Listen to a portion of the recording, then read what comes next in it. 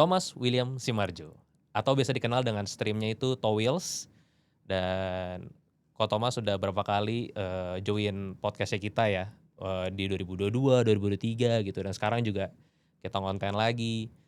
Dan sudah banyak banget tema yang tentu kita bahas selama kita ngonten bareng. Tapi kali ini aku pengen bahas yang menarik banget nih, di mana ini sisi lain lah dari suatu concern di IHSG, yaitu tentang liquidity.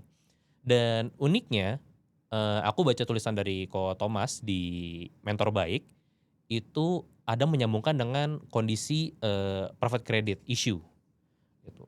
Nah, mungkin belum pada paham tentang private credit ini. Boleh diceritain dulu nggak sebenarnya private credit itu apa dan kenapa ini menjadi isu gitu untuk liquidity? Oke, thank you udah undang saya lagi nih dari teman-teman Stockbit ya. Jadi kalau private credit itu tuh istilahnya direct lending. Direct Mmm, lending tuh artinya gini, kalau biasanya kamu mau buka usaha, butuh pendanaan, biasanya minjem uang dari mana? Dari bank.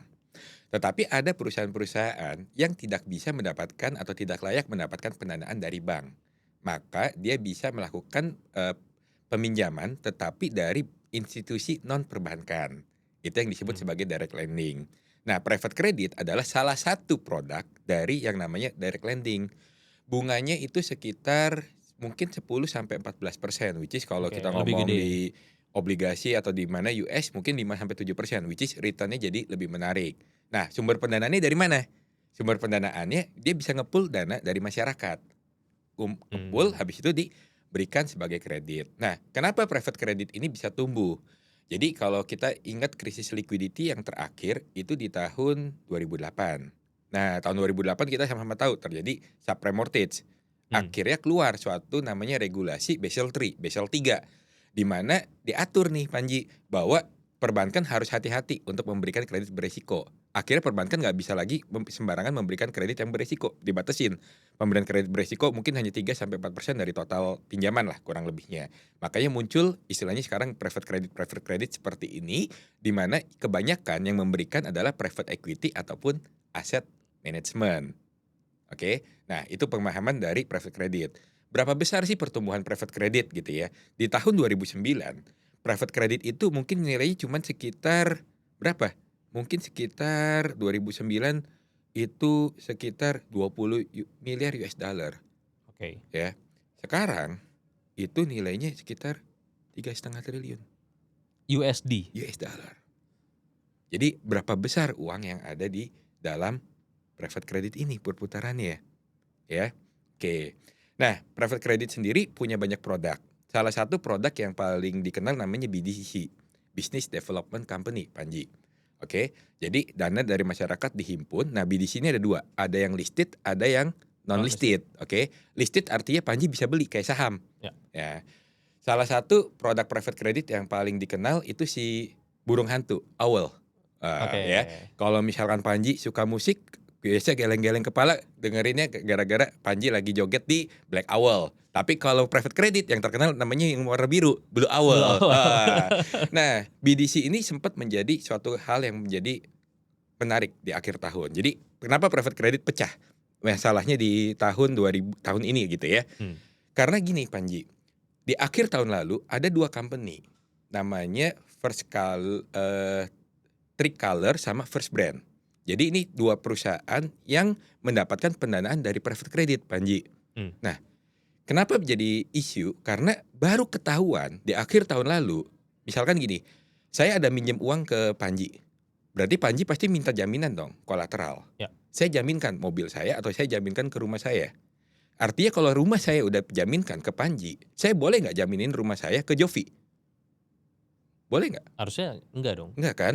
Ternyata First Brand sama Tricolor ketahuan, satu kolateral aset yang sama dijaminkan kepada 2 bentuk hutang yang Oh. berbeda. Wah, masyarakat jadi panik dong. Wah, kalau kayak gini quality utang dari private credit ini dipertanyakan. Kok bisa sampai kejebolan seperti itu? Ya kan? Nah, ditambah lagi di akhir tahun lalu, jadi kalau si Blue Owl ini punya 2 produk BDC yang tadi saya ceritakan. Ya, Ada BDC satu itu listed, listed jadi kamu bisa beli di kayak stock exchange US. Ada BDC yang kedua non listed. Nah, Yang jadi problem BDC itu atau private credit itu bisa di-withdraw atau bisa di-redeem per 3 bulan sekali biasanya. Jadi Maret, Juni, September, Desember. Tiba-tiba BDC 2 yang non listed nggak bisa di-redeem. Loh, tambah panik dong orang. Dan akhirnya Blue Owl bilang BDC 2 dia akan likuidasi di mana dia akan merger dengan BDC 1. Yang gimana BDC 1 aja masih ada case tadi kan. BDC 1 nggak ada problem Oh, awalnya. nggak ada BDC problem. 2 yang ada problem. Nah, tiba-tiba BDC 2 akan di merger sama BDC 1 dan dikasih haircut 20%. Jadi artinya yang megang BDC 2 tadinya aku kasih pinjaman dana misalkan 1 miliar dapat bunga 12% gitu ya. Sekarang 10 miliar itu jadi tinggal 8 miliar dapat bunga 12%. Mau nggak? Enggak dong. Semua pada protes. Ada apa sebenarnya di dalam private credit ini? Akhirnya mau merger segala macam itu ditentang dan akhirnya karena ditentang BDC 2 sama BDC 1 nggak jadi di merger, tapi BDC 2 nggak ada kejelasan kapan bisa uangnya di redeem. Itu. Nah, di private credit juga ada program yang lucu, Panji. Ada namanya PIK, bukan Pandai Indah Kapuk, tapi payment in kind. Jadi istilahnya gini, di dalam private credit ada terms. Kalau misalkan saya nggak bisa si perusahaan itu nggak bisa bayar, dia harus bayar bunga 1M. Nah, 1M ini nggak apa-apa, dia nggak bisa bayar.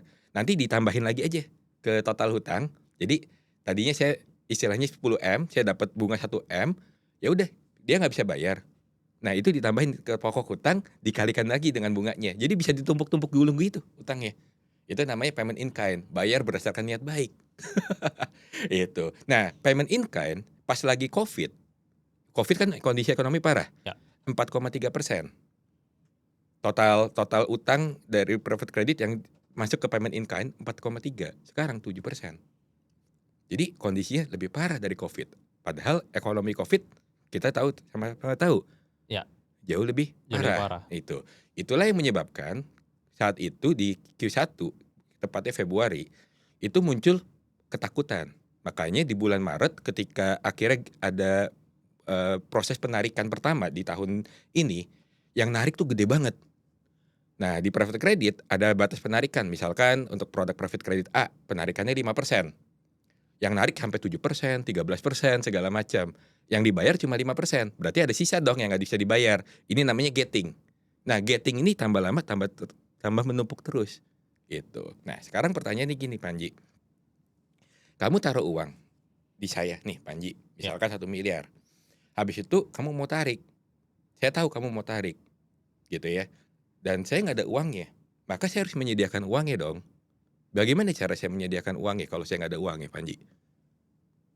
Ya, jual aset atau Jual aset. Maka akhirnya saya harus menjual apapun yang saya bisa jual.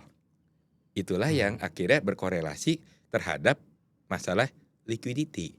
Makanya coba deh, Panji pas lagi perhatikan after Q1 ya, kita kondisi geopolitik masih panas dong, Ya. perang Iran. Kalau perang Iran tambah panas, kira-kira harga gold naik nggak? Harusnya, logika. Harusnya naik, Kenyataannya? turun, kempes. Bitcoin kalau misalkan perang harusnya naik nggak? Ya harusnya naik. Kenyataan? Ya, turun juga. Gitu Sama. kan. Nah, terus kita ngomong US dollar katanya dedolarisasi. Ya kan? Semua berita, oh orang pada numpuk emas, artinya dedolarisasi. Harusnya US dollar turun nggak? Iya, Kenyataannya? menguat. Gitu kan. Kenapa? Karena banyak uang perlu ditarik ke US untuk pembayaran seperti itu. Makanya kenapa menyebabkan liquidity crisis. Nah, terus orang banyak yang bilang, banyak yang mempertanyakan, tapi kok yang bermasalah cuma Indonesia? Betul, yang bermasalah cuma di ISG, karena ISG turunnya dalam. Tapi ISG turun dalam ini kan sebenarnya adalah bubble dalam tanda kutip ya, yang sudah terjadi lebih dulu. Kita saham kemarin berapa tahun naik bukan karena saham-saham fundamental kok sebenarnya. Ya, betul. Kita naik karena saham-saham yang naratif yang lah lain. gitu ya, yang memang akhirnya di stop karena udah keterlaluan cara mainnya, akhirnya bubble itu pecah. Jadi ya kita jatuh karena dosa kita sendiri sebenarnya gitu. Tetapi kalau kita lihat bursa lain juga turun kok sebenarnya. Kita banyak yang bilang mata uang rupiah kita melemah sendiri, enggak juga kok. Coba ya, yen melemahnya lebih lemah dari kita. Mata uang negara lain kecuali Malaysia itu juga banyak kok yang melemahnya kurang lebih sama seperti kita. Nah, itulah yang bermasalah di dalam liquidity. Kita pernah menghadapi liquidity crisis di tahun 2008, ya kurang lebih sebenarnya pattern-nya mirip. Ada suatu permasalahan, habis itu para regulator bilang ini nggak bermasalah, bursa saham tetap naik ya. Jadi 2008 as highlight, 2007 permasalahannya sudah muncul gitu ya. Tapi semua pada tutup mata, 2008 bursa saham naik sampai 2008 awal dan habis itu baru terjadi permasalahan liquidity-nya ketika kasusnya udah pecah baru tuh itu mulai pecah. Gambarannya mungkin overview seperti itu, Panji. Oke, mungkin kalau sedikit aku rangkum ya. Mhm, Jadi private credit ini kan tadi memberikan pinjaman ke yang listed company ataupun yang limited. mhm. Dan listed ini kan yang maksud Koko listed di bursa US kan Bukan ya? bukan, BDC-nya yang listed. Tapi kalau Oh, company oke. udah listed di bursa US pasti gampang dapat pendanaan. Nah, ini company-company yang sebenarnya tidak Hmm, belum layak lah untuk mendapatkan pendanaan gitu. Kalau itu kan bisa IPO, bisa right issue segala macam, which is lebih gampang ya. Ini company-company yang lebih kecil lah skalanya. oke. Dan kalau aku lihat juga aku sempat baca berita sih bahwa Mhm, selain Blue Owl kan juga ada kasus juga Blackstone yang belum lama mhm, kan. Eee, nasabah-nasabahnya pengen withdraw tapi nggak bisa mhm. ditahan gitu kan. Hampir semuanya, Blackstone, KKR, Apollo, hampir Kena semua. semuanya hampir semuanya. Ya, dan kalau kita lihat tadi dengan capitalnya 3,5 T USD kan berarti pinjaman itu udah bukan di level yang kecil-kecil lagi kan sekarang kan. Cuman gini, perlu hati-hati, perlu saya, clear-in dulu. Hmm. 3,5 T US dollar adalah yang diperkirakan. Nah, kalau misalkan Panji baca berita minggu lalu, Europe Bank itu ada minta data ke US gitu ya, perbankan US, tolong dong saya minta transparansi data. Duit yang ada di private credit itu berapa sebenarnya? Tapi Oh, transparansi data itu pun Europe Bank, bilang, "Kita nggak bisa dapetin." Jadi ada sesuatu yang tidak transparan juga di dalam hal ini. Kenapa? Karena gini Panji, yang susah di dalam, kisru dari private credit ini adalah, kita nggak bisa cuma melihat total dana yang ada di dalam private credit sebenarnya. Karena seperti yang tadi saya bilang, private credit itu, yang main kebanyakan adalah PE, private equity, sama asset management. Nah, pendanaan itu biasanya didapat selain dari pendanaan publik, juga didapat dari pinjaman dari bank. Jadi ketika orang ngomong, tenang aja yang bermasalah tuh PI sama asset management." Nggak akan terjadi masalah sistemik gitu ya. Kredit yang diberikan oleh bank itu dibatasin dengan peraturan Basel III hanya 3-4% misalkan gitu ya. Jadi nggak akan sistemik. Nah, yang jadi problem, yang dipantau tuh 3-4% yang kredit yang beresiko. Tetapi ketika pinjaman itu diberikan kepada private equity ataupun kepada asset management, itu dipandang tidak beresiko.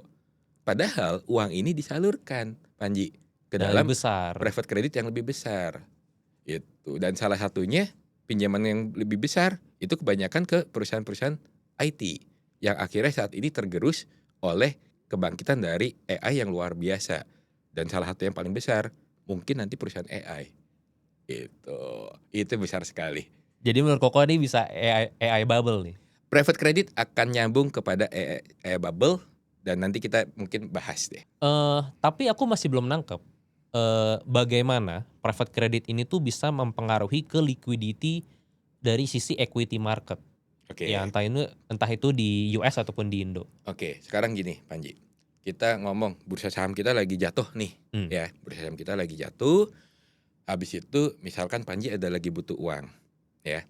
Anggaplah di Panji dalam portofolio di dalamnya ada bank yang blue chip misalkan, ada mmm, BBRI, Bank Mandiri, BCA, ada saham-saham yang naratif, yang volatility-nya besar. Ketika ada suatu bursa saham lagi jatuh dan Panji lagi butuh uang, mana yang Panji akan pikir untuk jual dulu? Saham yang less volatile atau yang saham yang lebih volatile? Kalau biasa dari sudut pandang portfolio management, dia akan menjual saham yang lebih volatile. Kenapa? Karena kalau betanya tinggi, misalkan ya, kita ngomong betanya 1,5 gitu. Ketika bursa saham turun 1%, dia turunnya 1,5%. Nah, oke. jadi ketika suatu saat dia percaya bahwa market akan jatuh dalam, maka saham-saham yang betanya tinggi, itu akan dijual lebih dulu, gitu. Nah, dari sudut pandang portfolio manager yang kalau kita di market global, ya tentu emerging market itu adalah yang dianggap betanya tinggi dibanding dengan developed market sebenarnya. Maka akhirnya kenapa yang develop market tetap baik-baik aja gitu ya, ditopang oleh AI related. Tetapi yang emerging market itu kena tarik sebenarnya gitu. Makanya ketika terjadi masalah liquidity dan dari sana butuh uang, yang emerging market kena. Ya salah satunya kita kena, walaupun memang salah satu trigger terbesar ya dosa kita sendiri sebenarnya ya. Tapi kita lihat kok bursa-bursa lain juga kena juga kok sebenarnya. Ya, Gitu ya untuk tapi setelah ATH. dibandingin. Tapi setelah ATH, yang kita kan ATH-nya udah duluan tuh ditopang, Betul, di yang akhir tahun lalu. ditopang kalau mau jatuh naikin hajar 200 juta, 300 juta, IHSG naik. Ah. Sekarang baru nyap-nyap deh. Sekarang baru gitu kan. Ya, dosa kita lah. Oke. Nah, aku mulai nangkap. Hmm. Intinya konteksnya adalah jadi ada suatu problem liquidity di sana yang akhirnya juga dilihat dari sisi tadi beta Koko bilang itu, bahwa kita di Indonesia karena emerging market dan lebih volatile dan lebih berisiko, makanya mereka withdraw di sisi kita duluan. Betul. Ya, toh juga mungkin kalau mau nyambungin memang rupiah kita juga melemah anyway kan Betul, dengan USD betul. kan. Makanya mereka lebih prefer untuk cash out dulu lah yang Betul. kita dulu.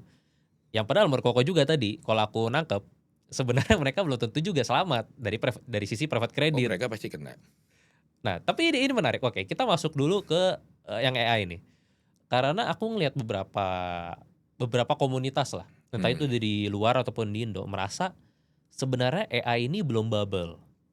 Karena memang perkembangannya masih sangat luas, terutama mungkin kita lihat dari sisi Nvidia, SanDisk ataupun yang hardware-nya lah. Sekarang kan SK Hynix ya, baru IPO juga, produce RAM juga kan.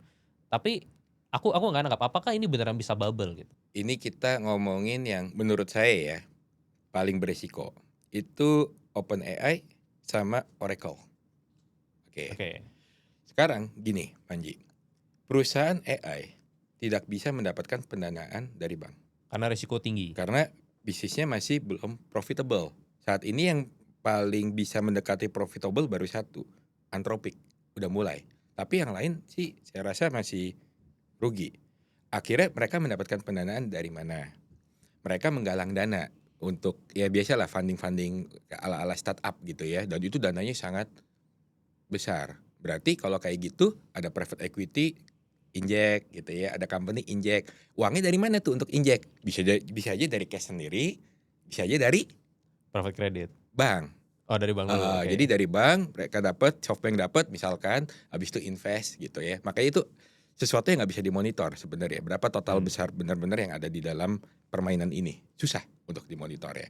Nah, di dalam bisnis AI yang paling lucu tuh sebenarnya adalah ada namanya circular financing, Panji. Oke. Jadi circular financing itu seperti apa? OpenAI, kita misalkan ngomong. OpenAI ada istilahnya untuk bisa mengembangkan AI-nya butuh suatu data center. Ya, akhirnya dibangunlah suatu data center. Dia bangun sama nama perusahaannya ini adalah Crusoe gitu ya. Gitu. Tapi Crusoe sendiri juga company kecil. Dia nggak bisa dapat pendanaan juga. Nah, tapi kalau kayak gitu data center siapa yang danain?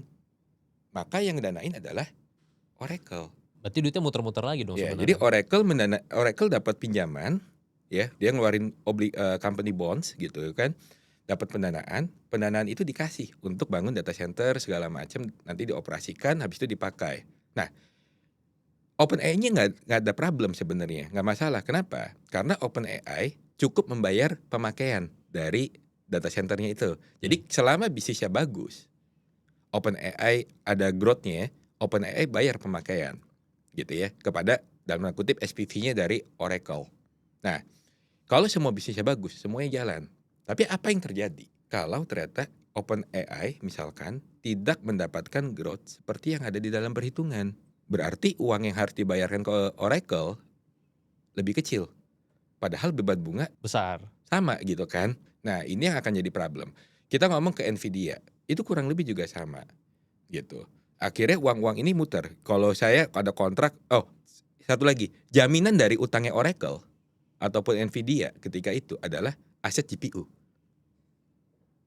Jadi jaminan hutang, kan kalau kamu ngambil utang ada jaminan kolateral. Ya. Yang dijadiin kolateral itu apa? GPU dan kontrak pemakaian. Nah, sekarang pertanyaannya ya, kalau ternyata saat ini kan GPU itu shortage ya, makanya harga GPU tuh naik gitu karena perkembangan dari AI. Apa yang terjadi kalau growth AI itu tidak seperti yang diekspektasikan? Harga GPU bisa turun loh, nilai jaminan bisa turun loh, gitu. Utang yang besar ini bisa menjadi suatu permasalahan tersendiri, Panji. Itu. Jadi uang yang muter-muter di AI itu sebenarnya muter-muter satu satu ini aja dari LLM kayak OpenAI beli GPU dari Nvidia gitu ya. Habis itu Oracle yang ngambil hutang diputerin aja semuanya. Jadi kalau satu masalah which is dari AI company yang bermasalah, ini nyambung ke semuanya nih. Cukup satu masalah men-trigger semua masalah sebenarnya. Ya dan aku juga baru sadar bahwa ternyata kolateral pinjaman untuk data center ini aku bilang sebenarnya nggak safety-safety amat ya. Terutama dari sisi tadi kontrak kontrak pemakaian itu kan. Iya, dan aset GPU. Dan aset GPU juga. Iya, jadi beda, bukan kayak istilahnya kita bisnis yang pinjaman yang konvensional lah. Kalau pinjaman konvensional kan nilainya adalah dari nilai apa? Dari Biasanya nilai gedungnya gedung lah lah, apa. Tapi pabrik. kan company-company kini mana ada aset ya? Oke. Dan yang tadi kasih pinjaman itu bukan private credit, tapi bank. Gini, bank memberikan uang kepada private equity misalkan, ya. Private equity inject ke dalam funding ke dalam funding. Tapi Oh. selain dari private credit, banyak lagi. Ada kayak Oracle memberikan dana untuk pembangunan. Dia membuat company obligation, obligasi perusahaan lah Ya. kayak obligasi-obligasi yang pada umumnya dari company. Private credit pun juga memberikan. Jadi banyak banget sumber pendanaan dari yang besar itu. Cukup satu masalah di perusahaan AI, ini tuh menyebar ke banyak hal. Ini menarik, tapi aku jujur nggak mantau sih untuk, kinerja masing-masing AI ya. Kan yang aku tahu untuk saat ini yang listed itu, AI, OpenAI, terus ada dari Anthropic, sisi Anthropic baru ini ya, baru IPO OpenAI ya? juga belum listed, jangan salah, Oh sorry belum listed belum ya? listed. Paling kebanyakan hardware sih sebenarnya ya, kayak Betul. Nvidia atau Makanya akhirnya mereka berlomba-lomba pengen cepet-cepet IPO. IPO. Jadi kita Ya tahu sebenarnya kan? bukan buat perkembangan ya, buat exit. Ya semuanya udah dibangun deh. Semua udah dibangun untuk mereka ya mereka tahu lah bahwa ini sesuatu yang ekspektasinya terlalu tinggi.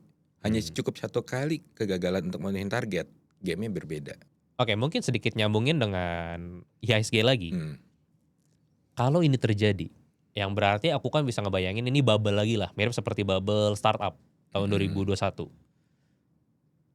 Tapi sekarang Indo kan udah banyak sebenarnya di net foreign sale terus kan. Apakah kita bisa tetap kena dampaknya lagi atau malah menurut Koko ini menjadi opportunity untuk yang Oke. di luar? Nah, kalau saya selalu suka dapat pertanyaan dari teman-teman gitu ya. Kok kita tuh diiris pelan-pelan nih sampai kapan sih? Kok mending kita digolok sekalian, udah gitu kan. Tapi kita diiris pelan-pelan gitu kan, jatuh, naik naik naik, jatuh lebih dalam lagi, naik naik naik, jatuh lebih dalam lagi. Kapan ini selesai gitu kan? Lebih baik jatuh sekalian segala macam. Nah, saya selalu bilang, kita butuh kalau orang pada takut global market crash terjadi, Hmm. saya akan bilang, kita butuh global market crash itu terjadi. Ketika itu terjadi, apakah ISG akan naik? Ya enggak lah. Tetap namanya kepanikan, semua terjadi. Tapi poinnya gini, Anji. Ketika kamu ngelola uang misalkan gitu ya. Ada bursa saham, ada saham lah ceritanya. Udah PI-nya 1000 misalkan ya. Terus habis itu jatuh. Kamu tahu market akan jatuh. Ada saham yang PI-nya 3 misalkan. Kira-kira kamu uangnya akan tetap bertahan di PI yang 1000 jadi 500 atau kamu akan pindahkan ke yang PI 3? Ya pasti yang lebih safety sih. Pasti akan yang lebih safety kan. Nah, sama halnya para pengelola dana itu nggak tolol sebenarnya. Saya akan bilang ya. Ketika market crash itu terjadi, mereka tahu bahwa ini baru mulai di suatu tempat. Tapi ada satu tempat yang udah jatuh lebih dulu. Company-nya sehat, ekonominya sehat, ya. Ya kenapa akhirnya nggak dipindah? Jadi kalau itu terjadi, kita pasti jatuh. Itu nggak bisa dipungkirin. Tetapi saya percaya uang itu justru akan pindah ke emerging market ketika itu terjadi. Karena emerging market udah jatuh duluan. Ekonomi kita nggak jelek loh. Otomotif aja walaupun nggak bagus-bagus amat, masih tumbuh loh tahun ini dibanding tahun lalu. Gitu. Data perbankan segitu jeleknya, bahkan dalam tanda kutip sengaja dikecil-kecilkan pun labanya. Karena biar nggak jadi ribut gitu ya wah bank untungnya tinggi, kreditnya kecilin dong, bank kan nggak mau, dikecil-kecilin labanya, tetap aja tumbuh bagus sebenarnya. Kita tuh nggak jelek ekonominya gitu, bursa saham kita aja yang nggak dapat kepercayaan dari market sehingga bursa sahamnya jatuh. Bahkan waktu itu sempat ada ngobrol sama satu IR dari salah satu banking gitu ya, Oke. kita tanya, "Pak, appetite-nya investor asing kalau Bapak ketemu tuh gimana?" Mereka hanya 2 concern sebenarnya, mereka percaya ekonomi kita tuh kuat, mereka percaya itu. Yang jadi problem, itu hanya rupiah kita nggak jelas, masih akan melemah atau enggak. Karena buat apa naik dividen 12% kalau rupiahnya melemah 7%, akhirnya cuma sisa 5% gitu, which is obligasi US mungkin 6%, 7% saat ini gitu kan. Dan yang kedua adalah, buat apa mereka invest di bursa saham yang nggak bisa naik, kalau di tempat lain yang AI related lagi naik. Sama lah kayak kemarin kita main saham Konglo misalkan. Buat apa main saham fundamental kalau saham Konglo lagi naik? Tapi ketika habis itu burst, siapa yang mau pegang saham Konglo? Ketika lagi jatuh dari harga yang tertinggi ke sini, semua kena kan? Semua juga bisa belajar. Maka akhirnya uang pindah ke yang fundamental lagi. Sama nanti ketika global market crash itu terjadi, ya uang akan berpindah dari yang belum jatuh dalam ke yang sudah jatuh dalam, apalagi yang udah jatuh dalamnya baik-baik aja Panji itu. Jadi ya kurang lebih akan seperti itu. Itu yang harus kita tunggu dan sebenarnya kalau kita sebagai orang yang di IHSG ya bukan main di market luar, kita harus berharap itu terjadi lebih cepat lebih baik. Tapi mana duluan nih? Dari MSCI yang lepas freeze atau liquidity-nya datang duluan Saya nih? nggak peduli MSCI lepas freeze atau liquidity itu duluan sih. Itu sesuatu yang nggak bisa ditebak. Bahkan ya mungkin drama-drama MSCI seperti ini ya dalam tanda kutip kan bisa jadi reason untuk kenapa mereka harus jual. Karena mereka harus tarik uang. Simple. Siapa sih yang punya MSCI? Negara mana yang punya MSCI, S&P, Moody's segala macam? Siapa yang punya? Dan siapa yang butuh uang? Sesimpel itu sebenarnya. Ini seru. Karena ini sisi lain. Sesimpel itu. Bosnya sama kok. Mungkin kurang lebih aku udah nangkap lah sebenarnya masalah Mm-mm. liquidity ini ya karena salah satunya tadi lah ya, Mm-mm. rupiah melemah, terus juga mereka juga di sana lagi ada case walaupun ya bursa mereka ATH terus ya. Mm-mm. Ya, dan ya mudah-mudahan apa yang Koto Wills bilang terjadi. Kalau misalkan mereka akhirnya bubble-nya burst, kita kecipratan duluan, recovery-nya lebih cepat, Recovery lebih cepat. Tapi kita tetap jatuh ya. tetap Masih awal jatuh. ya. Ya jadi sabar-sabar lah ya kok ESG 4.800. Nggak tahu lah kalau angka ISG berapa. Cuman menurut saya gini sih, teman-teman harus punya mindset di dalam pemikiran yang benar ketika hold suatu saham. Saya tuh sebenarnya bingung. Kalau harga sahamnya jatuh, kenapa panik sebenarnya? Saya benar-benar nggak bisa menangkap secara logika itu. Karena gini Panji, anggap deh ya, kamu beli suatu saham yang sahamnya baik ya. Saat ini nyari saham yang dividen 10%, 12%, tutup mata Panji. Dan company-nya company yang kita paham gitu, kita tahu nama baiknya gitu kan. Nah, kalau kamu beli sekarang dividennya 10%, harga sahamnya jatuh, kamu dapat gaji lagi. Kamu beli ketika mungkin dividennya 12%. Kenapa kamu harus takut? Company emang akan kamu berpikir akan bangkrut? Enggak. Gitu. Ya kamu bisa dapat kesempatan beli lebih murah. Emang kamu berniat jual? Enggak, kamu ngarep dari dividen ya. Dividennya bagus. Terus kenapa kalau harga sahamnya jatuh? Kenapa harus takut sebenarnya? Yang takut hanya orang-orang yang bermain saham-saham yang nggak benar. Yang emang mau kamu turun 10%, turun 20%, turun 30% pun emang tetap nggak layak untuk dibeli. Kalau company yang layak dibeli, kenapa kamu harus takut? Atau yang takut udah gak punya cash. Ya kalau cash kan tetap aja ya, semua orang ada penghasilan kan. Pada penghasilan ada uang yang disisihkan lagi, tinggal beli. Selain turun gitu kan, terus dia pengen beli, udah gak ada cash gitu. Jadi kayak Iya. aduh mau ngapain lagi ya. Ya kerja lagi, dapat penghasilan, sisihkan lagi, kan prosesnya seperti itu ya. Ya tapi mudah-mudahan bisa cepat recover lah ya. Iya, mudah-mudahan. Mudah-mudahan. Nah ini menarik, masih ngebahas AI. Karena Indonesia juga kurang lebih sebenarnya ada sisi kecipratannya untuk AI juga. Walaupun ya aku mengakui lah, kayaknya Indonesia untuk bikin AI sendiri itu terlalu cepat. Maksudnya ini udah terlalu jauh lah. Ini aku bisa bilang ini perangnya antara Amerika dan Cina gitu. Cina dengan DeepSeek, Amerika dengan beberapanya gitu kan. Ada OpenAI, ada Gemini, ada Anthropic gitu. Tapi kalau aku baru baca berita kemarin bahwa Nvidia katanya mau bikin AI factory di Batam ya, dengan nilai investasi kurang lebih mencapai 500 triliun. Dan yang aku dengar bahwa memang Batam itu kan ingin menjadi daerah ekonomi istimewa lah Ya. untuk dunia AI ini. Nah, mungkin Koko ada sedikit insight gak untuk Oke. per AI ini di Indonesia? Semoga benar terjadi, tapi mungkin saya sedikit ralat. Tadi masalah Nvidia invest 30 miliar US dollar atau sekitar 500 triliun. Yang invest bukan Nvidia. Yang invest namanya perusahaan itu namanya Firmus Technologies. Jadi Firmus Technologies ini adalah suatu perusahaan miner Bitcoin. Hah? Ya, suatu perusahaan miner Bitcoin. Ya, habis itu dia shifting mau jadi perusahaan untuk pengembangan terkait untuk data center AI. Nah, kalau kamu mau bangun data center terkait dengan AI, maka kamu butuh GPU dong. Ya. Maka diajaklah Nvidia. Nangkep ya sampai sini ya. Oke. Nah, 30 miliar US dollar yang kamu sebut tadi itu bukan nilai pembangunan. Tapi nilai kontrak yang diperkirakan untuk penggunaan AI selama sekian tahun. Itu. Jadi bukan nilai untuk developnya, tapi nilai istilahnya putaran uang di bisnisnya lah, kontraknya kurang lebih seperti apa. Nah, sekarang kita balik lagi ke dalam Firmus Technologies, ya. Dia ada bangun untuk, saya agak lupa di Australia atau di mana gitu ya, data center juga mungkin akan jalan sekitar 2028, 2027. Yang di Batam pun juga diperkirakan di tahun 2027. Kenapa mereka tergesa-gesa untuk pengen membangun dengan agresif lah, ya? Karena mereka ada satu tujuan. Mereka lagi mau IPO. Ya, sama lah kayak dulu Mixway. Ya, itu. Bangunnya agresif kan? Karena mau IPO ya, kurang lebih itu sesuatu yang mirip. Tapi bukan artinya skeptis lah untuk pembangunan data center di Batam. Saya rasa Batam itu area yang strategis karena memang dekat Singapura. Jadi kalau mau tarik kabel segala macam pun itu juga jauh lebih efisien lah kurang lebihnya gitu ya. Jadi ya semoga berharap bahwa itu bisa terjadi gitu ya. Dan kalau itu terjadi maka ya sebenarnya juga oke, sekarang gini.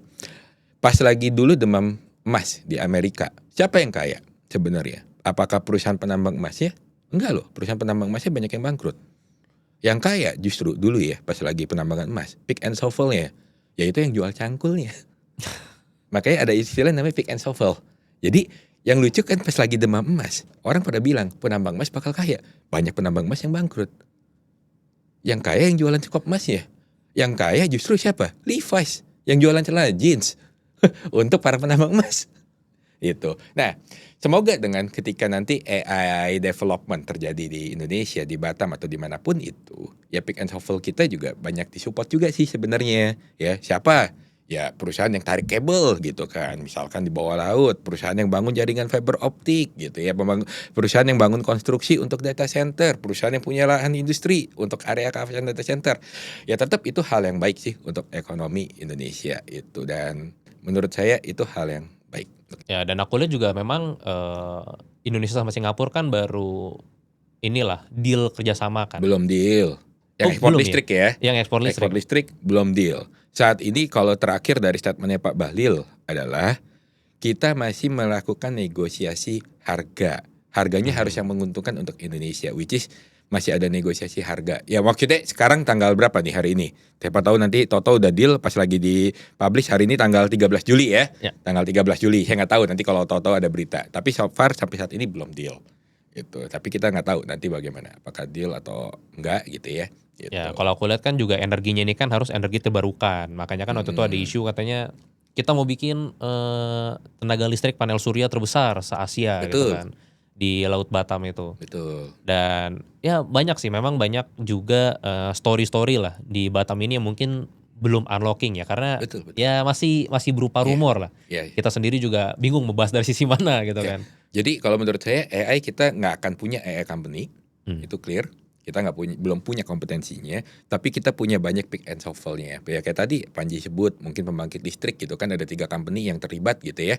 Itu. Terus ada untuk kawasan industri, saya nggak tahu company mana, yang tukang-tukang tarik kabel ya udah jelas company yang mana, yang punya jaringan fiber optik ya juga cukup banyak company yang bisa related ke sana. Kontraktor untuk data center sama pengelola data center yang punya tukang mie, itu. Ya kurang lebih lah seperti itu. Jadi pick and shovel-nya tetap akan kecipratan gitu.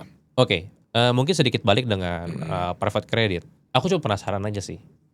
Menurut Koto Wheels, se-burst apa kemungkinan AI ini untuk dan pengaruhnya ke liquidity juga sih.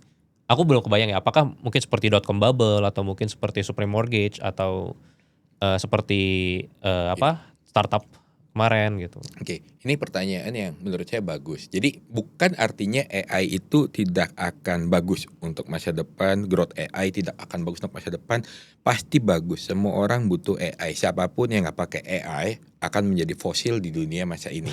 Gitu kan. Saya pun juga sekarang udah selalu untuk menggunakan AI segala macam, pakai cloud dan lain-lain ya. Tapi nggak semua AI akan profitable. Bahkan dari semua AI produk yang saat ini mendekati profit cuma satu, Anthropic. Dengan cloudnya yang dalam tanda kutip begitu mahal dan tokennya dikurangin terus sekarang gitu kan. Pakai Fable baru setengah jam saya pakai yang Max, pakai yang Max ya, yang $100 sebulan itu ya Max ya. Saya pakai Fable 30 menit, token saya habis ya. Semahal itu gitu kan. Itu. Cuman gini, dan bahkan sebenarnya company-company pun juga sudah banyak menggunakan AI. Jadi saya masih berkomunikasi dengan beberapa teman di IT consulting gitu kan. Dulu saya di IT consulting, gue tanya, gimana sekarang lu jualan? Susah kok. Kenapa? Company-company mulai develop aplikasi sendiri pakai AI. Jadi udah nggak butuh kita lagi sebagai IT consulting gitu kan. Jadi itulah kurang lebih kemajuan dari penggunaan AI. Tetapi percaya atau enggak semudah itu untuk melakukan pengembangan via AI nanti ya, karena AI itu nggak murah, itu fix. AI itu mainan mahal sebenarnya. Makanya banyak yang nanti yang ngembangin pakai AI pun kayak program segala macam belum tentu lebih murah daripada mereka outsource ke third party pada akhirnya gitu. Karena kalau kamu project ada 3 hal, quality, harga, durasi waktu. Nah kan kamu pakai AI nih, baru bentar kena limit, jadi lanjut besok. Nah waktu ini menjadi masalah. Kalau kamu mau waktu ini nggak jadi masalah, ya tambahlah uang kamu, kos kamu gitu kan kurang lebih, dan itu bisa menjadi sangat tinggi. Jadi penggunaan AI pasti masif gitu ya, tapi tidak seindah seperti yang dibayangin bahwa semua orang bisa pakai AI untuk develop. Nggak semudah itu. Karena dari beberapa developer temen yang ngembangin benar-benar program yang benar ya, bukan program asal pakai ya, yang kita ngomongin program enterprise standar, itu nggak murah untuk mengembangkan program dengan AI ya. Sehingga pada akhirnya ya menurut saya nggak semua company LLM atau AI akan survive sih gitu. Akan hanya 1, 2, 3 yang mungkin akan bisa untuk bertahan. Kita mengaca kepada .com gitu ya. Di .com bubble, apakah waktu itu pas lagi zaman internet akhirnya internet penggunaannya melambat? Enggak. Sampai detik ini kita menggunakan internet dengan luar biasa. Ya, tapi berapa banyak perusahaan dari .com kabel bisa survive? Gitu kan. Mungkin Amazon gitu ya, mungkin ada beberapa company yang bisa survive. Ya kurang lebih akan similar game lah, game yang sama menurut saya gitu ya. Ya AI akan tetap jalan, tetapi ya nggak semuanya bisa survive. Dan yang sebenarnya paling concerning adalah pada saat company-company ini gagal bayar kan ke private credit, dan itu makanya se-burst apa nanti gitu. Nah, kalau seperti itu ya bayangin aja kalau misalkan OpenAI problem kita ya. Saya mungkin yang akan saya benar-benar highlight menurut saya untuk AI company ya, itu OpenAI. Saya dari awal saya nggak, agak skeptis lah sama perusahaan ini, mungkin bahasa halus ya. Agak skeptis sama OpenAI. Nah, ya ketika OpenAI kena, Oracle saat ini udah naikin untuk bonds obligasinya yang jangka panjang, biasanya di sekitar 4,6, sekarang udah sekitar 6,9. Wah, lumayan. Which is kenaikannya lumayan. Nah, ketika kamu ngelihat obligasi jangka panjang bedanya sebegitu jauh terhadap obligasi jangka pendek, itu ada sesuatu yang problem. Sekarang kamu coba lihat untuk harga sahamnya Oracle deh. Setelah dia memberikan kredit kepada OpenAI, kamu lihat year to date ya. Katanya saham AI kan naik semua. Ya. Oracle which is korelasi. Kamu lihat year to date ya, turun berapa? 26%. Turun berapa? Ya, mungkin turunnya cukup dalam lah, kurang lebih. Kenapa? Karena banyak orang mempertanyakan. Waktu itu salah satu yang gue lupa, company insurance atau apa, atau pension fund, itu ngirim surat ke Oracle. Kenapa kamu tidak transparan bahwa kebutuhan dana kamu tuh lebih besar daripada apa yang kamu tulis di prospektus ketika kamu nerbitin obligasi? Masa kamu baru nerbitin obligasi satu, nerbitin lagi obligasi lagi, nerbitin lagi obligasi lagi. Jadi sebenarnya kebutuhan dana kamu tuh berapa? Gitu. Jadi orang tuh juga sudah mulai mempertanyakan bagaimana kualitas kredit dari sebuah perusahaan yang bernama Oracle sebenarnya. Ini baru Oracle. Belum dari yang lain-lain. Belum nanti akan merembet kepada hal yang lain. Ketika kita ngomong company sekelas Oracle bermasalah, kita akan lihat banyak perusahaan-perusahaan yang funding ke dia juga bisa menjadi suatu permasalahan dan ya Ya ini bisa basically ini merembet Supreme kemana-mana. Mortgage lah, tapi bedanya. Kita ngomong kalau ini ya, dulu di .com ada namanya supplier financing. Itu yang menyebabkan crash sebenarnya. Ya supplier financing juga sama. Yang kita istilahnya ngutang pakai agunan GPU. Nah itu supplier financing sebenarnya terjadi di saat ini. Ya, habis itu kalau subprime mortgage ya istilahnya ada suatu produk kredit yang dalam tanda kutip dibiayain dengan berbagai hutang bank yang nggak ya dengan cara yang ajaib. Ya sebenarnya sekarang kan orang mulai melihat ada suatu problem dalam tanda kutip private credit dan sekarang pas lagi saya Maret bahas ya BDC dari private credit itu diskonnya cuma 2%. Jadi istilahnya piutang kalau bermasalah istilahnya kan emang dijual lebih murah gitu ya kalau saya butuh uang. Sekarang kayaknya 20% diskonnya. So it's bukan hal yang kecil sih sebenarnya gitu ya dan tambah lama permasalahan ini sebenarnya tambah terlihat. Cuman nggak banyak orang paham aja. Belum lah. Ya belum paham. Gitu. Belum paham. Ya ini mirip-mirip kayak 2021 lah ya. Di saat ya itu mungkin orang kayak udah ngerasa nih kayak startup waktu itu kan nggak making money, tapi ya akhirnya ujung-ujungnya burst juga. Akhirnya udah nggak kuat untuk burning money, udah gak ada yang mau kasih pinjaman, angel investor kabur ya mirip-mirip lah ya. Iya kurang lebihnya gitu. Dan sebenarnya gini, kalau misalkan Panji ingat krisis terakhir kita apa? 2020 ya? Iya, Covid ya? Ya. Nanti coba Panji habis selesai podcast ini ya, coba googling financial crisis 2020. Oke? Nanti ketemu Wikipedia. Oke, dijelasin backgroundnya apa. Coba nanti baca backgroundnya apa. Bukan karena Covid. Atau enggak coba googling aja googling. Corporate debt bubble. Apa? After 2008 financial crisis, there was a large increase in corporate debt, rising from 84% of gross world products in 2009 to 92% in 2019, or about 72 trillions. 8 largest economies, China, US, Japan, UK, France, Spain, Italy, dan Jerman. Total corporate debt was about 51 triliun in 2019, compare 34 triliun 2009. Oke, jadi ada nggak Wikipedia bahas? Ya, itu kan awal mula financial crisis 2020 adalah COVID. Tapi dari mana? Dari corporate debt. Corporate debt. Habis itu kita nggak tahu lah skenario apa yang terjadi. Tetapi terjadi market crash. Saya waktu itu ada bawain untuk Basecamp yang pas lagi di tahun kedua ya, mentor Basecamp tahun kedua itu sejarah tentang market crisis. Jadi saya meneliti market crisis dari 1907, 1914 pas lagi Perang Dunia I, 1929 Perang Dunia II, segala macam. Pola selalu sama. Apapun cerita di baliknya, masalahnya selalu sama. Makanya Ray Dalio selalu bilang debt crisis. Itu. Saya nggak tahu nanti ceritanya apa yang terjadi, mau perang lah, mau COVID lah, mau apa. Tapi selalu satu akar masalah. Entah gimana ceritanya dibuat, masalahnya selalu satu, debt. Ya aku mulai nangkap. Intinya adalah semua krisis karena kasus uang yang terlalu murah pada saat itu.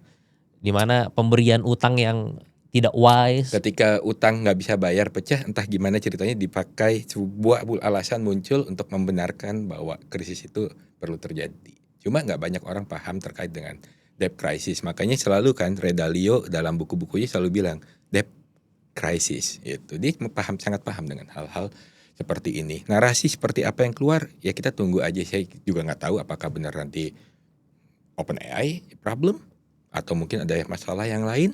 Kita nggak tahu. Biarkan mereka yang bekerja. Atau mungkin data center problem.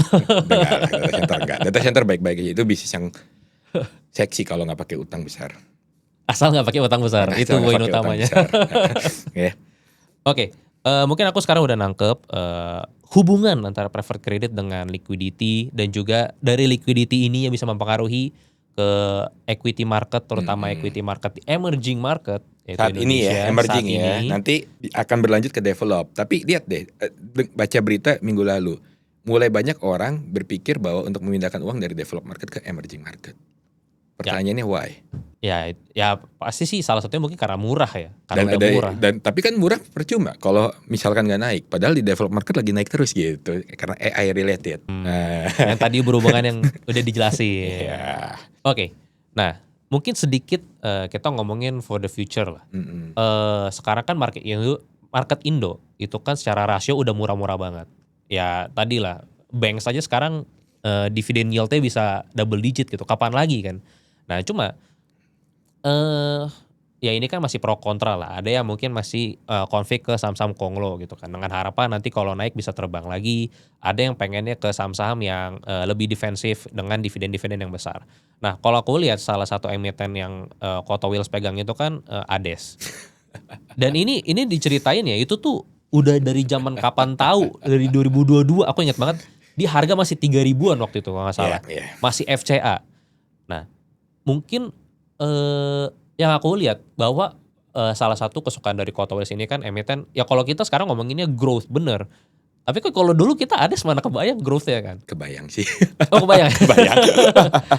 Ya sekarang ada banyak selain Pure Life ada apa Barber Daily, ada Macarizo, banyak gitu. Kalau dulu tuh masih ya belum kelihatan aja. Belum kelihatan gitu. Jadi aku pengen bertanya sih, dari sisi mana sih Kota Wheels tuh bisa melihat hidden gem yang seperti ini? Ini karena kalau ngomongin rasio kan susah. Rasio itu kan udah historis kan. Ya ini mohon maaf ya OJK ya, bukan rekomendasi loh. Ya, ini tadi saya kena yang pasal ini. Saya mungkin cerita dari dulu pas lagi nemuin ADES kali ya. Boleh. Nemuin ADES kan 2020 pas lagi saya masuk awal tuh 1.300 1.600. Jadi tahun 2020 tahun terjadinya krisis ekonomi itu tahun yang menurut saya enak untuk mencari company yang bagus. Karena poinnya gini, ketika tahun 2020 semua bisnis turun wajar nggak? Sangat wajar. Sangat wajar. PSBB gimana kamu mau jualan? Kalau perusahaan nggak jualan kamu nggak profit. Tapi apa yang terjadi di ADES tahun 2020? Salesnya turun. Gampang banget kelihatan. Salesnya turun, tetapi labanya naik. Kamu lihat aja tahun 2020. Salesnya ADES itu turun, tapi labanya naik. Artinya kalau kayak gitu ada profit margin yang lebih besar dong. Ya kan? Nah ketika itu saya menyadari bahwa ADES melakukan efisiensi. Makanya saya ada ketertarikan saat itu di ADES. Ya. Nah cuman orang banyak yang mengkritik. Kalau kamu labanya meningkat hanya karena apa? Karena efisiensi itu kan ada batasnya. Ya dong, percuma. Betul. Gitu. Nah, ternyata kalau kita lihat lagi pas lagi tahun 2020, sales untuk yang air mineral turun, wajar. Restoran siapa yang mesen? Gak ada yang makan di restoran gitu kan. Ya. Tetapi yang personal care, sampo-nya Macarizo naik. Tahun 2020. Makanya akhirnya salesnya turun dikit, tapi labanya naik karena profit margin dari personal care lebih tinggi dan ada beberapa efisiensi seperti beban marketing dan lain-lain. Jadi di saat tahun 2020 sangat mencolok ADES di dalam watchlist saya. Karena gimana ceritanya ada company labanya bisa tumbuh ketika COVID. Gitu. Nah, akhirnya beli dan mulai mengikuti segala macam. Nah, dan ketika lihat lagi balance sheet-nya, wah gila juga ya perusahaan ini ya, nggak punya utang bank. Selama ini ekspansi didanain oleh cash-nya sendiri. Kalau perusahaan didanain dengan cash-nya sendiri, harusnya bisa ekspansi yang agresif nggak? Sangat bisa. Sulit dong, karena kalau mau agresif pakai utang bank. Oke. Didanain pakai uang sendiri kan terbatas. Tapi setiap tahun, ekspansinya agresif. Nggak pakai utang bank loh. Wah gila kata saya, ini company manajemennya cerdas banget gitu. Hmm. Jadi ya mulai ngikutin seperti itu sih kurang lebihnya. Oke. Oh, berarti kalau aku nangkap sebenarnya juga dari growth story-nya Ades sebenarnya lebih ke Hot Wheels ikutin aja lah Ikutin setiap terus aja, tahunnya. ya. Maksudnya gini, kita nggak pernah bisa untuk memandang growth suatu company 5 tahun ke depan akan jadi seperti apa, seperti yang Panji bilang, emang bisa ketebak? Enggak. Jangankan saya, manajemennya aja belum tentu tahu apa yang terjadi 5 tahun. Apalagi saya yang investornya yang nggak pernah masuk kantornya gitu kan. Selama growth-nya bagus, dibuktikan di dalam laporan keuangan, dan selama valuasinya masih wajar, ya sudah ikutin aja. Karena kita gini, Panji, kalau kita invest di suatu perusahaan, ya, menurut saya manajemen bagus lebih penting daripada bisnis yang bagus. Hmm. Nah, contoh, Berkshire, bisnisnya jelek. Dulu pas lagi diambil sama si Warren Buffett, gitu kan. Tapi dia pinter, akhirnya diubah jadi suatu company yang bagus, gitu. Ya. Dan bisnis yang bagus lebih baik daripada valuasi yang bagus. Itu orang banyak yang mungkin tidak bisa menerima hal itu, dan saya pun juga untuk bisa menerima hal itu butuh waktu yang panjang. Karena semua orang terpaku pada valuasi yang murah dan melupakan bisnis yang bagus gitu. Kenapa? Karena kalau misalkan sekarang valuasinya PI-nya 4 misalkan kita ngomong, tapi bisnisnya terus turun. PI 4 tuh bisa jadi PI 10 loh. Tapi kalau PI-nya 12, tapi bisnisnya terus bagus, labanya terus naik, PI 12 tuh bisa jadi PI 4. Anggapnya kurang lebih seperti itu. Itu. Jadi bisnis yang bagus lebih penting daripada valuasi yang bagus. Tetapi kalau kamu manajemennya bagus, bisnisnya bagus, belinya kemahalan, ya nggak bagus juga. Perusahaan geothermalnya yang saham Konglo itu sih menurut saya itu company sangat bagus. Problemnya cuma satu waktu tahun lalu, Kemahalan. kemahalan aja. Gitu. Jadi tiga-tiganya kita harus pegang. Bisnis manajemen yang bagus, bisnis yang bagus, valuasinya juga harus masuk akal. Cuma kan sedikit nanya tambahan lah. Mm-mm. Kalau dari sisi valuasi, dari sisi bisnis ya kita bisa ikutin dan dari kita bisa lihat dari secara angka gitu, secara exact lah. Yang sulit itu kan sebenarnya menilai manajemennya. GCG-nya itu aku bilang kan ini sebenarnya lebih ke sisi kualitatif kan. Nah, dan kalau aku bilang kan Ades ini bukan saham Konglo gitu, ataupun bukan dari grup-grup yang terkenal gitu kan. Nah, bagaimana waktu itu Hot Wheels bisa menilai oke ini GCG-nya Gini, bagus? Oke. Apa tugas terpenting dari seorang CEO? Banyak orang bilang, kalau nggak ngerti investasi ya, banyak orang bilang tugas terpenting dari seorang CEO adalah meningkatkan sales gitu kan. Gitu. Meningkatkan laba. Bukan. Kalau bisnisnya udah jalan, ya berjalan seperti itu. Tugas terpenting seorang CEO adalah capital allocation. Bagaimana mereka punya keuntungan. Dari keuntungan itu bisa dikelola untuk menghasilkan uang lebih baik lagi. Itulah capital allocation. Itu tugas paling penting dari seorang CEO. Nah, di dalam topiknya tentang Ades waktu itu ya, saya selalu mengikuti ekspansinya dari Ades. Jadi dia keluarin uangnya untuk apa? Ya, keluarin uangnya untuk apa? Habis itu hasilnya seperti apa? Nah, kita lihat, oh ternyata dia keluarin uang, misalkan 1 tahun 100 miliar, misalkan waktu dulu ya, masih sekitaran 100 miliar. Ternyata bisa ningkatin labanya 300 miliar. Itu artinya bagus. Tapi kalau misalkan dia keluarin uangnya 1T, habis itu peningkatan labanya 50 miliar, mending kamu gak usah ekspansi. Mending kamu uangnya taruh obligasi. Kan gitu poinnya, gitu kan. Nah, jadi saya selalu mengukur seberapa baik dia menggunakan uang yang diperoleh dari keuntungan bisnisnya.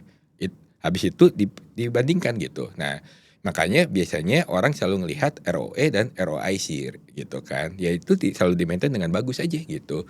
ROE mungkin sekitar 25, ROIC-nya sekitar 35, dan itu selalu bertahan berapa tahun ini ya. Menurut saya bagus, dan makanya kenapa kalau di dalam pembahasan saya di Mentor Baik untuk bahas Ades ya, saya selalu bahas terkait dengan aset tetap. Saya selalu bahas, ini penambahan asetnya Ades untuk yang ada di sini. Terus habis itu kira-kira penambahannya di mana?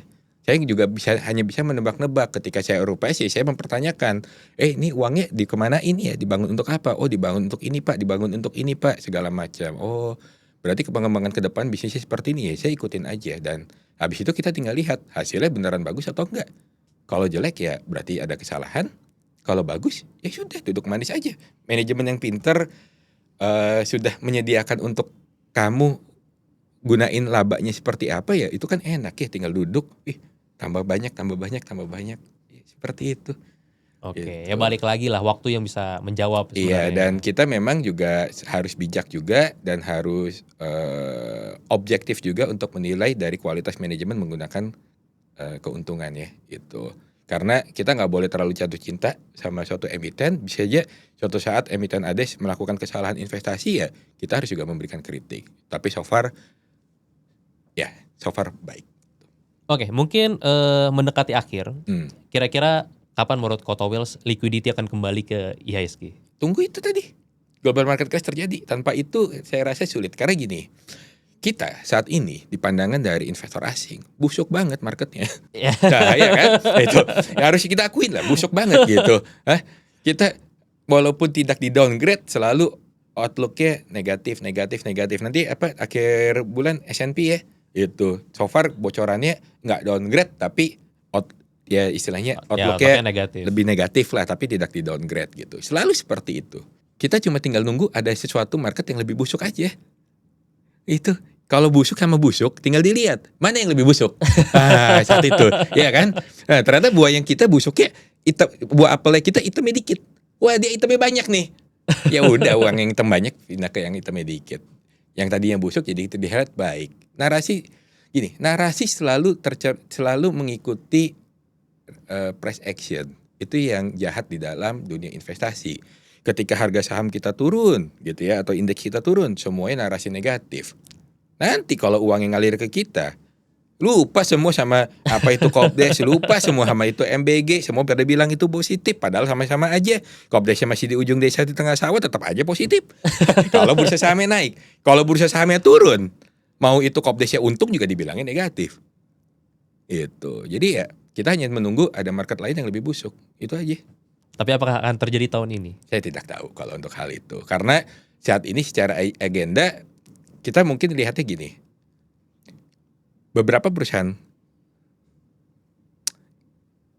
teknologi yang besar itu kan lagi, kita sama-sama tahu lagi ngebut-ngebutan nih untuk exit plan lah dalam tanda kutip ya, atau kita sebut bahasanya IPO. SPCX, SpaceX sudah, ya kan? Anthropic sama OpenAI rencana lagi kejar cepet-cepetan. Anthropic mungkin bisa lebih dulu gitu ya, di akhir tahun. OpenAI mungkin di awal tahun. Terus tadi yang perusahaan untuk yang bangun data center yang tadi dari miner Bitcoin juga mau IPO juga. Jadi ya rasanya setelah itu semua uang masuk, ya udah yuk, udahlah kita selesai ya mungkin saat itu.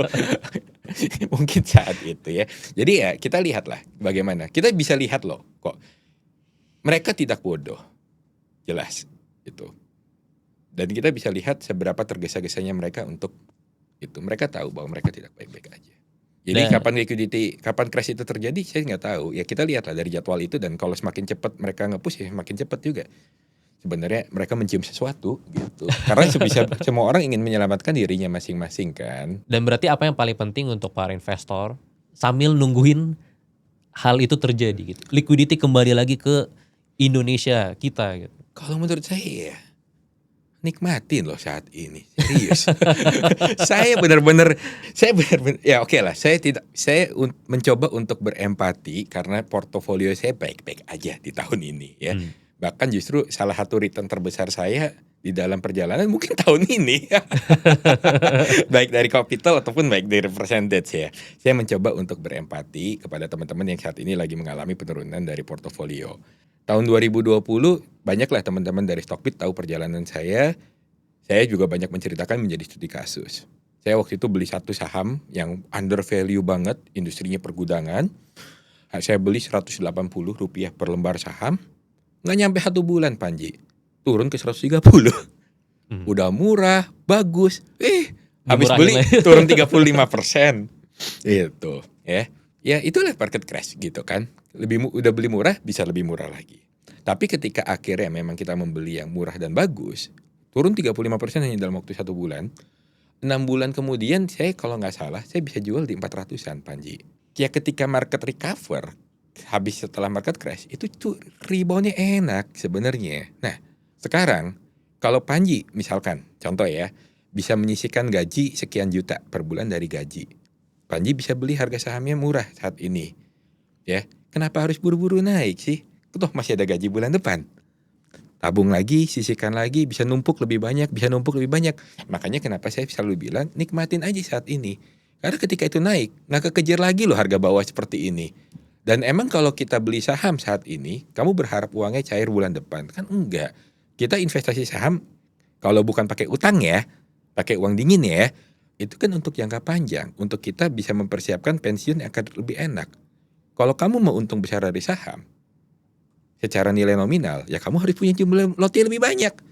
Kalau kamu punya jumlah lot lebih banyak, kenapa kamu harus takut kalau kamu harus bisa beli terus murah di dalam jangka yang lebih panjang? Ya nikmatin aja, beli lagi, beli lagi, beli lagi. Ketika market recover, itu uang jadi uang semua loh. Lebih banyak lot, lebih banyak nilai rupiah yang kamu bisa dapatkan gitu. Gitu. Jadi menurut saya, kenapa kita harus takut di market yang kita sudah murah? Mau market jatuh lagi aja. Don't care. Gitu. Karena ketika recover itu enaknya luar biasa. Enaknya luar biasa. Covid itu salah satu return yang paling bagus. Pokoknya setiap kejatuhan market crash itu tuh bau uangnya menyengat. Jadi nikmatin aja. Buat apa takut kalau penurunan sementara? Selama ya company yang dibeli memang company yang bagus. Kalau kamu gunakan kesempatan ini untuk beli yang aneh-aneh, menurut saya sayang. Karena pas lagi zaman 2020 pun masih banyak loh orang yang nggak making money karena beli sahamnya yang aneh-aneh. Padahal dulu 2020 beli saham apa aja yang oke, untung kok sebenarnya. Makanya dulu 2020 banyak kan yang bilang, wah saya nggak mau jadi kayak Lo Keng Hong, saya nggak mau jadi kayak Warren Buffett gitu, returnnya CAGR kecil 25%. Wow, saya main saham untung 100%, untung 50% per tahun 2020. 2022 pensiun semua tuh yang ngomong. Ya Stockbit banyak lah belajar, yang orang-orang ikut di forum Stockbit banyak lah belajar sejarah-sejarah bagaimana kesombongan orang ketika market recover dan bagaimana keruntuhan kesombongan orang dan banyak yang pensiun karena menempuh di jalan yang salah ketika market jatuh. Ya kita tetap jalan dengan jalan yang benar dan nggak pelan-pelan banget kok berjalan investasi dengan jalan yang benar. Intinya nikmatin aja. Nikmatin aja. Saya bingung kalau orang takut dengan market kondisi saat ini. Berarti nggak cukup mature dalam pemikiran dunia investasi. Oke, I think that's it for today. Thank you banget Koto Wheels Thank you, untuk Panji. Thank you, insight-insightnya. Nanti kita ngobrol-ngobrol lagi lah kalau misalnya ada materi yang seru lagi. Boleh. Oke, thank you. Oke, thank you ya.